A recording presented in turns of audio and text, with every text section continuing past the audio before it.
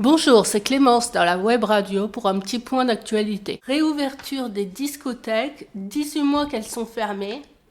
Elles ont réouvert le 16 février. La momie du musée de Picardie est transférée à Versailles, datée de 660 avant Jésus-Christ. Cette femme d'une quarantaine d'années est placée à Versailles afin d'améliorer sa conservation. Elle sera de retour à Amiens cet été. L'élection Miss Amiens aura lieu le samedi 19 mars à 15h au centre commercial Le Grand A à Glisy. Bon, maintenant je vous laisse avec Philippe. Il va vous parler des dates à retenir. Les dates à retenir. Le 18 mars, nous fêterons la Saint Patrick Days avec le concert du groupe La Bonne Heure. Tout cela en savourant une tartiflette à partir de 19h30. On compte sur vous. Le 25 mars, le CVS réunit. Pensez à rencontrer vos élus. Le 27 mars, nous changeons d'heure. Nous avancerons d'une heure. N'oubliez pas de mettre vos portables et vos montres à l'heure. Après ce petit point d'actualité, nous allons interviewer Martin sur le projet de la Lune des Pirates. Bonjour Martin, comment allez-vous ? Super, et vous ? Super. Aujourd'hui, nous allons parler de la Lune des Pirates. Êtes-vous prêts ? Allons-y. Depuis quand travaillons-nous avec la Lune des Pirates ? Alors, ça fait 1 an et demi environ que le projet s'est lancé. Voilà, donc on travaille sur la création d'un spectacle avec les résidents et un artiste qui s'appelle Vers la Tour. Qu'est-ce que la Lune des Pirates ? Alors, la Lune des Pirates, c'est une salle de spectacle sur Amiens qui se trouve sur le quai Bellu, une des plus anciennes salles de spectacle amiénoises et qui propose donc des concerts. Et aujourd'hui, ils avaient le projet avec cet artiste de créer un spectacle immersif et inclusif. Donc, ils ont fait appel à nous pour qu'on puisse travailler ensemble. Qu'est-ce que cela vous apporte ? Je crois que ça permet surtout à moi, mais essentiellement aux résidents, de pouvoir rencontrer d'autres personnes, d'être en interaction avec des artistes et puis de faire de nouvelles rencontres. Voilà, donc on a pu se faire différents ateliers, mais au-delà de ce qu'on a pu produire dans ces moments-là, on s'est fait des petits repas, des petits moments sympathiques. Quels sont les professionnels et les résidents qui y travaillent ? Alors, à la base, on est parti sur 5 résidents, dont 4 ont participé à l'atelier du début jusqu'à la fin. On s'est aperçu que petit à petit, il y avait de la demande, c'est-à-dire que ça attirait d'autres gens. Donc, on a fait des ateliers où on réunissait presque 10 personnes, avec beaucoup de demandes. Voilà, en termes d'intervenants, donc moi, je suis placé presque en référent de ce projet et puis il est ouvert à tout éducateur qui aimerait y participer. Que faites-vous avec la Lune des Pirates ?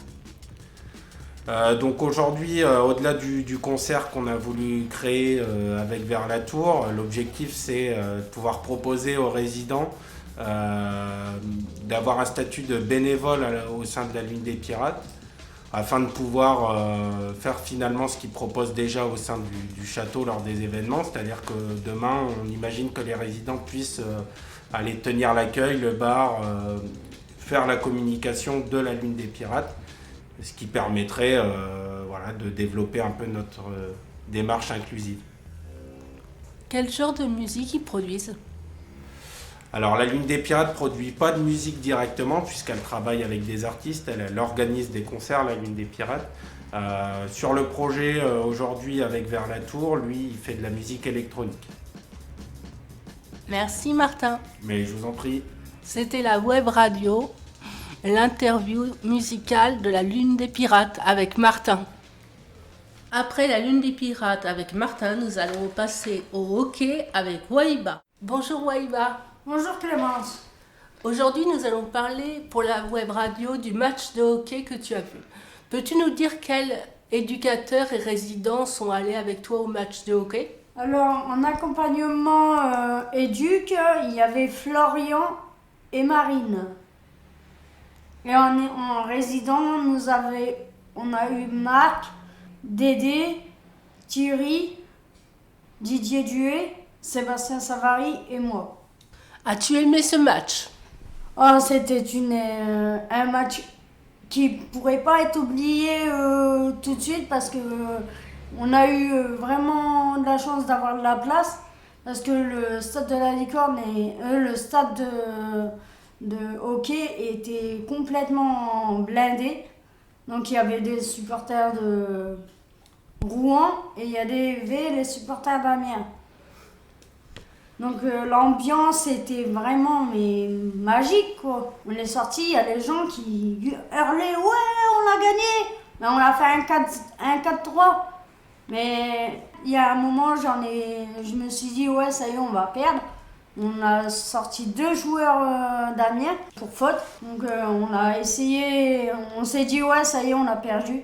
Mais après les 2 joueurs sont rentrés, donc ils ont fait échange avec le joueur. Ils sont rentrés, 2 buts, on était à 1 but au début. En deuxième mi-temps on a eu un autre but. Et la troisième mi-temps on a eu 2 buts en plus. Donc ça faisait 4 et eux ils ont marqué 2 fois. Donc il y a eu 3-4. Donc il y avait une bonne ambiance. Une très bonne ambiance, franchement. Malgré il n'y a pas eu les bars parce que avec le Covid, les bars étaient fermés. Donc on sort un lien et on a eu une petite surprise. On a eu des gobelets et on a eu un porte-clés pour mettre sur nos clés et un verre pour boire dedans. Donc tu ne regrettes pas d'avoir été là-bas? Non, je ne regrette pas et j'espère qu'il y en aura des autres sorties hockey parce que moi, le hockey, c'est ma passion. C'est le sport que j'aime le plus. Merci Wahiba. De rien. Merci d'avoir fait ça pour la web radio.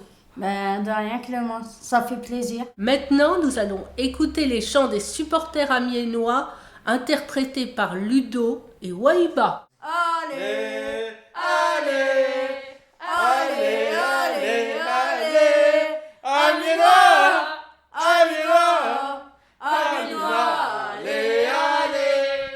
C'était les actualités du mois de mars. À bientôt sur Boomka Vichato.